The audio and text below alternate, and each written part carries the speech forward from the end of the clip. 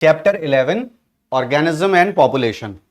और इसके टेस्ट 1 के सिलेबस के टॉपिक्स में आते हैं लेवल्स ऑफ इकोलॉजी। इकोलॉजी में जो डिफरेंट लेवल्स हैं ऑर्गेनाइजेशन के, वो हम यहां पर देखेंगे। Then major abiotic factors, responses to abiotic factors और एडाप्टेशंस इन ऑर्गेनिज्म। तो आइए इस वीडियो में इन टॉपिक्स का एक क्विक रिवीजन करते हैं। ये जो पार्ट हम देख रहे हैं, ये सारा पार्ट नॉन लिविंग में आता है, ठीक है।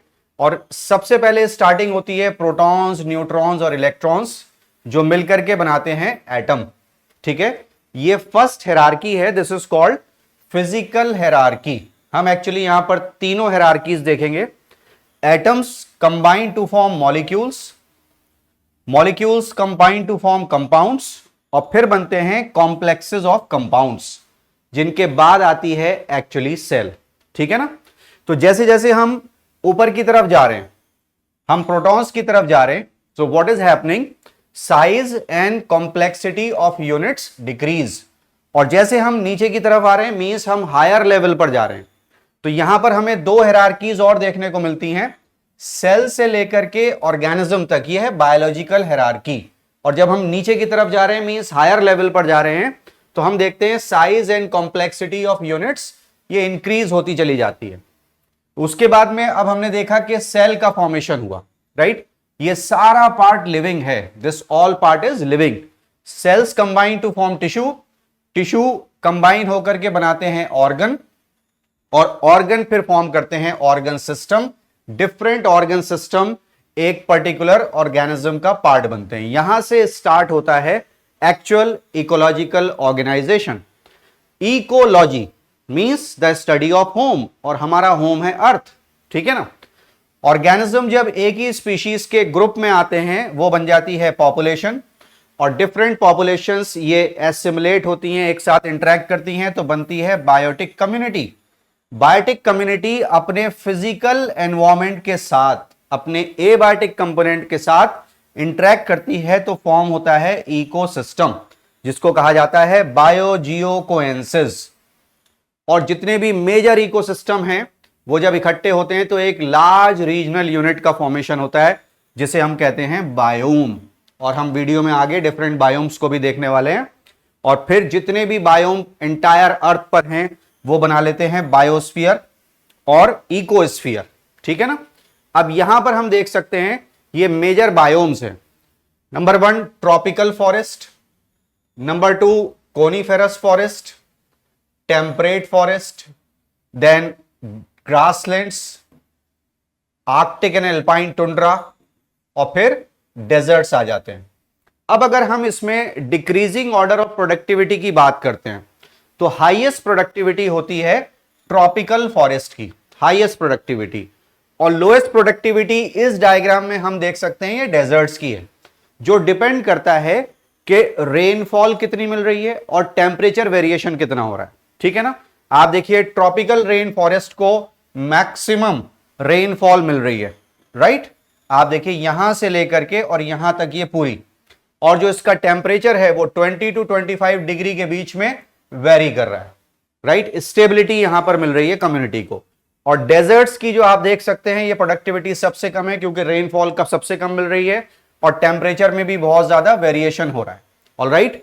मेजर बायोम्स में tropical rain forest, deciduous forest, deserts और सी कोस्ट ये आ जाते हैं। तो अगर हम इस डायग्राम को अच्छे से लर्न करना चाहते हैं, तो इसको हम एक टेबल की फॉर्म में बना लेते हैं। टेबल कैसे होती है, हम यहां पर बायोम्स के नाम लिख लेंगे, ऑलराइट, बायोम्स आ जाएंगे। उसके बाद में हम दो कॉलम बनाएंगे, एक तरफ रेनफॉल लिख देंगे और एक तरफ टेम्परेचर लिख देंगे।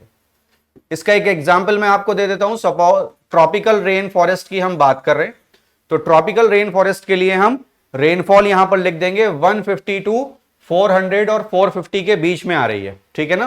तो 150 to 450 सेंटीमीटर। सिमिलरली टेम्परेचर का हम लिख देंगे 20 to 25 डिग्री सेल्सियस। तो इस तरह से ये टेबल बन जाएगी जितने भी 6 बायोम्स हैं उनकी, और ये इजीली हम लर्न कर सकते हैं। Then the habitat of an organism is characterised by physico chemical components. जो एबायोटिक कंपोनेंट्स हैं और फिर जो लिविंग कंपोनेंट्स है, बायोटिक कंपोनेंट, जिसमें आते हैं प्रोड्यूसर्स, हर्बीवोर्स, कार्निवोर्स, ठीक है ना। अब आते हैं, बात करते हैं NICHE। कुछ लोग इसको बोलते हैं निक और कुछ लोग इसको बोलते हैं निच, राइट, बट स्पेलिंग सही होनी चाहिए, राइट। एक्चुअली इसको बोलते हैं नीचे। तो ये क्या है? एक पर्टिकुलर स्पीशीज की हैबिटेट, नंबर 1 हैबिटेट आप ले लीजिए, जो रिसोर्सेज वो यूटिलाइज कर रही है वो आप ले लीजिए, रिसोर्सेज यूटिलाइज्ड, ठीक है, रिसोर्सेज यूटिलाइज्ड। और फिर थर्ड ले लेते हैं range of tolerance, range of tolerance. तो कहा यह जाता है कि दो स्पीशीज अगर डिफरेंट हैं तो उनकी इकोलॉजिकल नेक और निच और नीचे ये ओवरलैप तो कर सकती है, लेकिन एग्जैक्टली सेम नहीं हो सकती। अगर एग्जैक्टली सेम है तो फिर वो सेम स्पीशीज हैं, ऑलराइट। तो देखिए, it is that feature of an organism जो इनवेरिएबली डिफाइन होता है range of conditions that it can tolerate, diversity in the resources it utilises and a distinct functional role in the ecological system जो वो perform कर रही है, that is called ecological niche. Next move करते हैं major abiotic factors की तरफ, और एबायोटिक फैक्टर्स मेजर 4 हैं। Number 1 is light, number 2 is temperature, number 3 is water, और 4th है सॉइल। लाइट के लिए हम ये सोचते हैं कि लाइट सिर्फ फोटोसिंथेसिस के लिए एसेंशियल है, बट जो लाइट की ड्यूरेशन है वो कहलाती है फोटो पीरियड, और फोटो पीरियड प्लांट्स और एनिमल्स दोनों के लिए इंपॉर्टेंट है।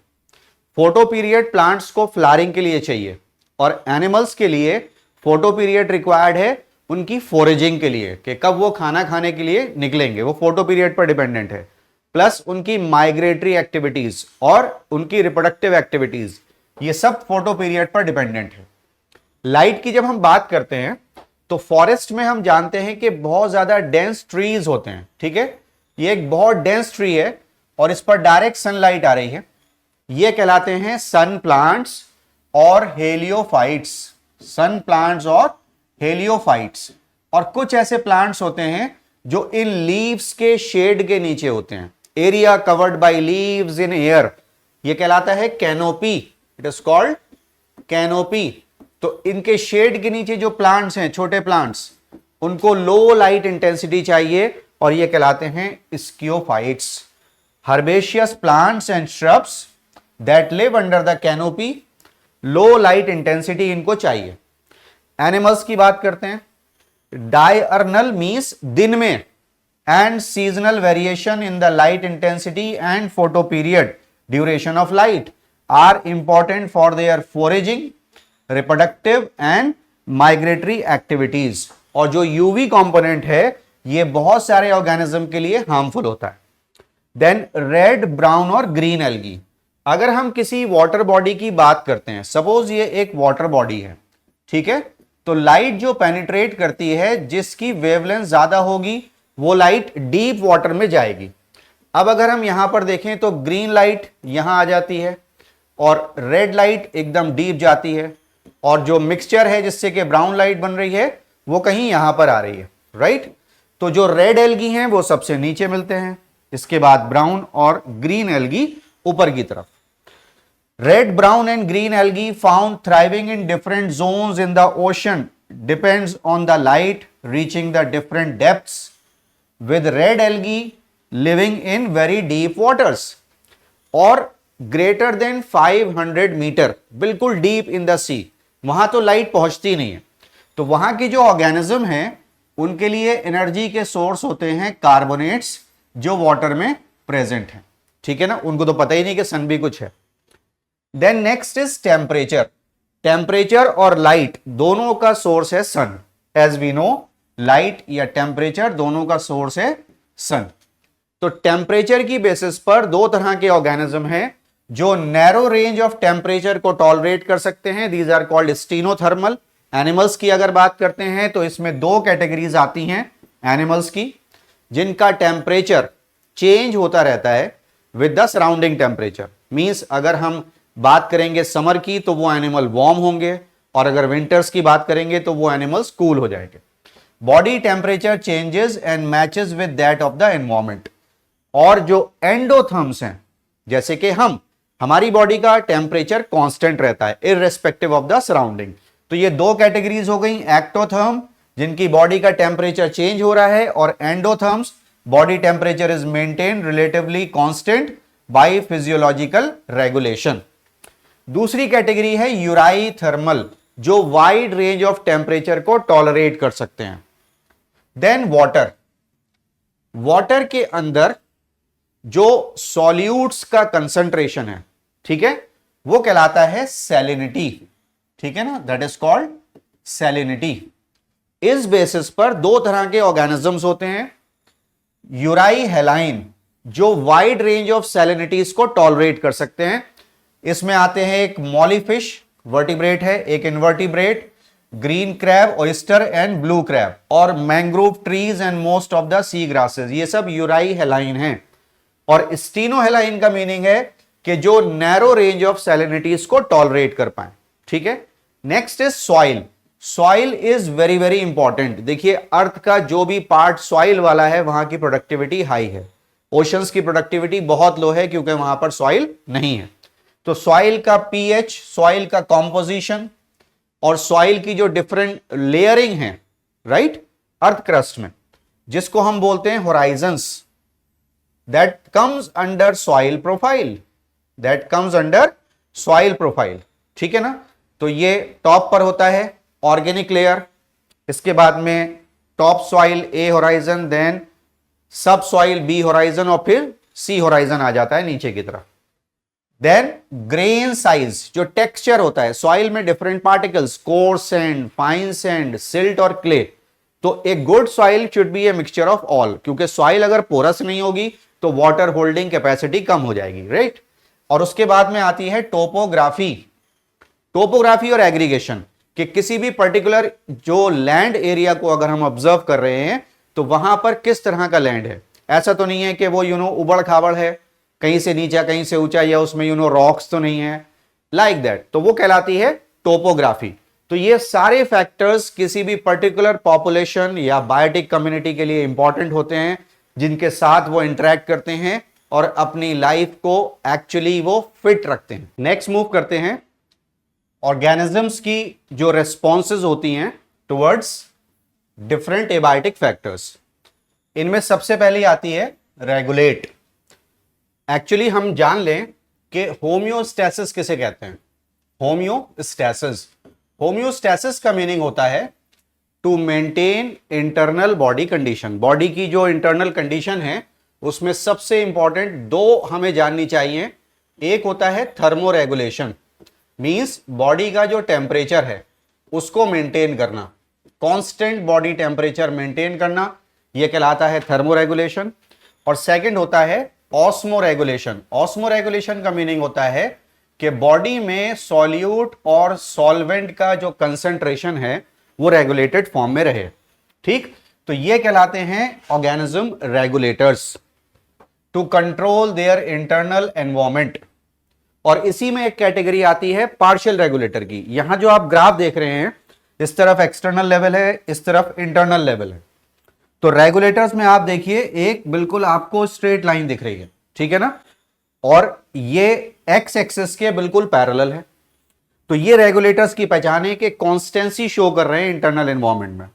पार्शियल रेगुलेटर एक पर्टिकुलर लेवल तक तो रेगुलेशन करते हैं और उसके बाद ये कंफॉर्म कर लेते हैं, जो हम नेक्स्ट कैटेगरी में जा रहे हैं, दैट इज कंफॉर्मर्स। कंफॉर्मर्स जो कंफॉर्म करते हैं। और partial regulator regulate internal environment but beyond a certain limit, ये कंफॉर्म कर लेते हैं to the external environment conditions. Conformers का क्या है? कंफॉर्मर्स एक्चुअली सराउंडिंग्स के हिसाब से अपनी बॉडी की कंडीशंस को चेंज कर लेते हैं depending on changes in external environment. ये भी अपनी कंडीशंस को चेंज कर लेगी अगर स्ट्रेसफुल कंडीशन अभी भी प्रिवेल करती है, राइट। तो दो ऑप्शन और हैं, one is to migrate, migration, और एक जगह से दूसरी जगह पर जहां पर भी कंडीशंस हॉस्टाइल होती हैं तो वहां से ऐसी कंडीशन में चले जाना जो हमारे लिए बेटर है। Seasonal movement of animals from one habitat to another, for example Siberian crane जो एवरी ईयर भरतपुर में आते हैं, क्योलाडो घाना नेशनल पार्क में आते हैं। This is the best example of migration. और उसके बाद में जो एक और ऑप्शन है that is called suspend. Suspend में तीन चीजें आती हैं, या तो एस्टिवेशन या हाइबरनेशन या डायापॉज। रिमेंबर, एस्टिवेशन और हाइबरनेशन में जो ग्रोथ है ये कंटिन्यू रहती है, बट डायापॉज में ग्रोथ भी रुक जाती है। एस्टिवेशन कहते हैं समर स्लीप को, एग्जांपल स्नेल, और हाइबरनेशन कहते हैं विंटर स्लीप को, एग्जांपल बियर। डायापॉज ये शो करते हैं जू प्लैंक्टन्स। और फिर हमें यह भी जानना चाहिए कि एक और इंपॉर्टेंट कंडीशन है दैट इज कॉल्ड एक्लाइमेटाइजेशन। एक्लाइमेटाइजेशन, ठीक है, यह भी एक ऑप्शन है। इसका मीनिंग होता है to adjust gradually to slowly changing environmental condition, right. तो ये सारे रेस्पॉन्सेज हैं जो ऑर्गेनिजम्स शो करते हैं towards different abiotic factors. Next moving on to adaptations. Adaptations in organisms. Adaptation क्या है? एक्चुअली ये स्पेशल फीचर्स होते हैं लिविंग ऑर्गेनिज्म के, जिसकी हेल्प से ये डिफरेंट हैबिटेट में अपने आप को सक्सेसफुल रख पाते हैं, ठीक है ना। यहां हम देख सकते हैं प्लांट के केस में सबसे पहले फिजियोलॉजिकल एडाप्टेशन में आता है केम पाथवे। जो प्लांट्स हाई टेम्परेचर में रहते हैं, डेजर्ट में रहते हैं, राइट, वहां पर क्या होता है कि टेम्परेचर हाई होने की वजह से डे टाइम में स्टोमेटा बंद रहते हैं, तो CO2 का एक्सचेंज नहीं कर पाते वो, राइट। और हमें मालूम है कि फोटोसिंथेसिस के लिए CO2 is very very important, plant CO2 को फिक्स करते हैं, तो ये दिन में CO2 नहीं ले पाते। CAM stands for crassulacean. Remember, crassulacean acid metabolism, ठीक है, क्रासुलेशियन एसिड मेटाबॉलिज्म। तो इस नाम से कोई एसिड नहीं होता, क्रासुलेशियन एसिड कोई एसिड का नाम नहीं है। क्रासुलेसी एक फैमिली है प्लांट्स की, जहां पर स्टोमेटा डे टाइम में क्लोज रहते हैं और नाइट में ओपन होते हैं। तो नाइट में ये CO2 एब्जॉर्ब करके एसिड का फॉर्मेशन करते हैं और फिर नेक्स्ट डे वो CO2 का फिक्सेशन करते हैं लाइट रिएक्शन के बाद, ठीक है, that is called came pathway. और मॉर्फोलॉजिकल एडाप्टेशन हम देखते हैं ड्राई सॉइल में, जहां पर के सॉइल में वाटर नहीं है, तो वहां पर क्या होगा, थिक क्यूटिकल होगी लीव्स पर, स्टोमेटा संकेन होंगे, एग्जाम्पल अपंशिया, इससे ट्रांसपिरेशन का रेट रिड्यूस हो जाएगा। In case of animals, biochemical adaptation में हम देखते हैं कैंगरू रैट्स। तो कैंगरू रैट बर्थ से डेथ तक एक ड्रॉप वाटर पिए बगैर भी जिंदा रह सकता है, क्योंकि ये अपनी बॉडी में जो वाटर बनाता है that is called metabolic water, fat के ऑक्सीडेशन से उस पर सर्वाइव करता है। फिजियोलॉजिकल एडाप्टेशन में हम जानते हैं कि जब हम हायर एल्टीट्यूड्स पर जाते हैं ह्यूमंस, तो क्या होता है कि वहां पर ऑक्सीजन इज लो, तो वहां पर हम अपने RBC काउंट बढ़ा लेते हैं, that is physiological adaptation, increase of RBC during decrease in O2 in humans. Then morphological, हम ये जानते हैं कि जो पोलर रीजन है वहां पर बिग साइज के एनिमल्स होते हैं, बिकॉज हीट लॉस और हीट गेन ये सरफेस एरिया का फीचर है, और उनके लिम्स भी छोटे होते हैं, this is called Allen's rule. Mammals at colder place have shorter ears and limbs to minimise heat loss, ठीक है। और फिर आता है बिहेवियरल एडाप्टेशन, जहां पर डेजर्ट लिजर्ड्स में हमें थर्मल रेगुलेशन देखने को मिलता है जब टेम्परेचर चेंज होता है। एक्वेटिक मैमल्स में आती हैं सील्स, राइट, ये पोलर सी में है और इनके पास ब्लबर होता है स्किन के नीचे, जो कि एक फैट की लेयर है। It act as insulator and prevent loss of body heat.